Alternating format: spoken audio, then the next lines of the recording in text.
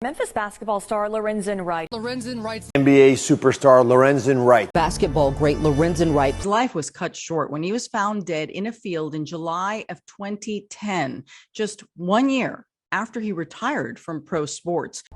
The search for a former NBA star has come to a shocking end. Everyone was just shocked.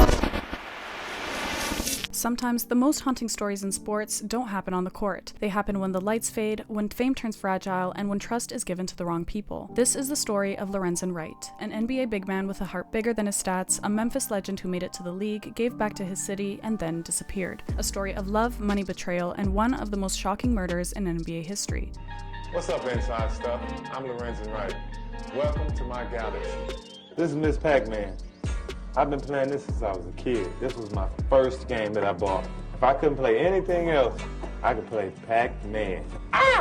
Welcome back to Inside the Review Room. I'm Helena, and today we're diving into a mysterious, tragic, and deeply disturbing murder of Lorenzen Wright, a case that took nearly a decade to solve. Born and raised in Oxford, Mississippi in 1975 and later a star at the University of Memphis, Lorenzen Wright wasn't just another basketball player. At 6'11", Wright had the kind of athleticism and energy coaches loved. He played with heart, diving for loose balls, setting screens, doing the dirty work that doesn't show up in stat sheets. Drafted 7th overall in 1996 by the Los Angeles Clippers, that same draft class as Allen Iverson, Kobe Bryant, and Ray Allen, Lorenzen was living the dream. He bounced between the Clippers, Hawks, Grizzlies, and Cavaliers during his 13-year NBA career. Never an all-star, never a headliner, but always respected, especially back home in Memphis. When he returned to play for the Memphis Grizzlies in 2001, it felt like a full-circle moment. Local boy, NBA vet, giving back to the community, and that's exactly what he did. Youth camps, charity drives, showing up at schools. To everyone who knew him, Lorenzen was a gentle giant, but behind the scenes, things were starting to crack. Lorenzen married Sherra Wright, his high school sweetheart. They met in junior high as Sherra's dad was supposedly Lorenzen's coach. They had their first child, Lorenzen Jr., got married, then had 5 more children together, one of which sadly died as a baby after suffering from sudden infant death syndrome, which is the unexplained death of a healthy infant under the age of 1, typically during sleep. But as his career slowed and the paychecks got smaller, life at home grew complicated. Friends and family described Sherra as materialistic and controlling. Lorenzen, meanwhile, was generous, and sometimes maybe even a little too generous. His childhood friends saying he would give people jobs that he just wanted his buddies around to enjoy the fruits of his labor, and it was like Disneyland at his house. He'd lend money to friends, help out family members, and give back to the church. Sherra, however, wanted more financial stability and control. By 2010, their marriage had fallen apart, and they divorced, which was not long after Lorenzen retired from the NBA, as he did so after the 2008-09 season. He was struggling to adjust to post-NBA life, no contract, no structure, and no steady income. But he was trying to get back on his feet, talking about coaching, business ventures, and staying close to his kids. Then one night in July 2010, everything changed. On July 18, 2010, Lorenzen Wright was seen leaving his ex-wife Sherra's home around midnight. He told her he was going to meet someone. Sherra later told investigators that she thought it was about drugs, as she saw him leaving with a box of some sort, and then nothing. No one heard from him again. As days passed, his family reported him missing. Then a chilling piece of evidence surfaced. 911 received a call from Lorenzen's cell phone, a garbled, panicked call where gunshots could be heard in the background. But here's the thing. The dispatcher didn't log the call properly, but rather ignored his call for help. I'll play the video of the 911 call that was made. It's very disturbing audio, as you can hear his last words and shots in the background, and this is his final moment of his life, as he made the call just absolute moments before his death.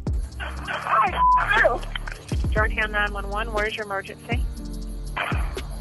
Hello? Hello?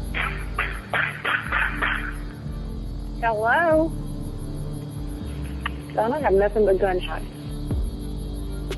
Hello? Hello? It took 9 days before anyone found Lorenzen's body decomposing in a wooded area outside Memphis, and he had been shot multiple times, at least 11 times. Police in Memphis, Tennessee have found the body of former NBA player Lorenzen Wright. Police have notified immediate family that Lorenzen Wright was found dead here. It was an assassination. He was murdered. The city of Memphis was in shock. A hometown hero gunned down, left to die alone in a field. No suspects, no answers, just heartbreak and rumors. For years, the case went cold. There were whispers about drugs, debts, and even gang involvement, but nothing stuck. Lorenzen's mother, Deborah, never gave up. She pushed police, went to the media, and demanded justice for her son. You know you couldn't kill one and me not do nothing. Me and my kid. Mess with one of them, gotta go through me. Meanwhile, Sherra seemed to continue with her life as she moved herself and her kids to California. She published a self-proclaimed fictional book about a woman who plots to kill her husband, a former basketball player. And knowing what we know now, it's just too eerie. In 2017, 7 years after the murder, investigators found the murder weapon, a gun, at the bottom of a lake in Mississippi about 45 minutes away from the Wrights' former home. And that discovery blew the case open. In court, prosecutors said the break had come from Sherra's cousin Jimmy, who had been convicted of a second-degree murder in an unrelated case that had occurred 3 years prior to Wright's death. While he was awaiting sentencing, the cousin allegedly started talking to investigators about the Lorenzen Wright case. Prosecutors say he claimed he participated in the planning to kill Wright with Sherra and another man, but that the attempt was foiled. He named Sherra Wright as the person that planned and conspired to kill Lorenzen. She said that Lorenzen was trying to kill her, so she was going to more or less beat him to the punch. She wanted him dead. This led to police monitoring Sherra and the other men's cell phone interactions. They were also able to locate where the 911 call was placed, which pinged from Lorenzen's cell phone. Back to the weapon found, the firearm was traced back to a man named Billy Ray Turner, a church deacon and Sherra's friend, aka lover. Soon after, both Turner and Sherra Wright were arrested and charged with Lorenzen's murder. I was asking questions to everybody, who is this Billy?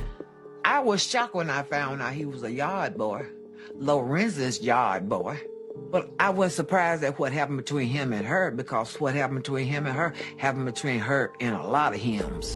Sherra and Billy Wright, they went to church together. They were members of the same congregation.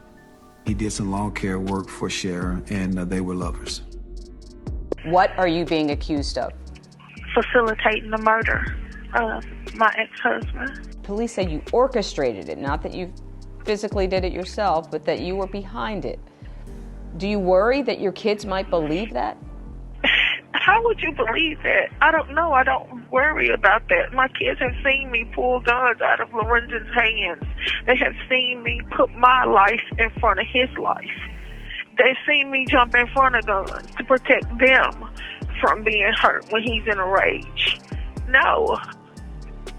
Prosecutors revealed a story almost too twisted to believe. Sherra and Billy Ray Turner had plotted to kill Lorenzen for money, as Sherra stood to gain $1 million from his life insurance policy, and prosecutors said she wanted him dead so she could live freely with the payout. They lured him out that night. Sherra told Lorenzen she wanted to talk, maybe reconcile. Instead, he was ambushed and shot to death. For Deborah to be able to be in the courtroom and to face the man accused of killing her son, it had to be such a relief for her to know that justice was hopefully finally going to get served. Billy Ray Turner was convicted of first-degree murder and sentenced to life in prison, while Sherra took a plea deal admitting to facilitation of murder and was sentenced to 30 years in 2019 and eligible for parole as early as May 2027. A man who gave everything to his city, taken by the person he trusted most. Lorenzen Wright's legacy still lives on, not for the way he died, but for the way he lived. He was a father, a teammate, and a man who loved his community. His mother Deborah continues to speak out, not just about Lorenzen, but about justice and perseverance. And in Memphis, the name Lorenzen Wright still means something. It's a reminder that behind every highlight reel, there's a human story, one that can inspire or one that can break your heart. That's it for today's video. If you enjoyed this episode, make sure to subscribe to the show, leave a comment, and share it with someone who possibly remembers Lorenzen Wright, the man, the player, and the Memphis legend. I'm Helena, this is Inside the Review Room, and I'll see you in the next one.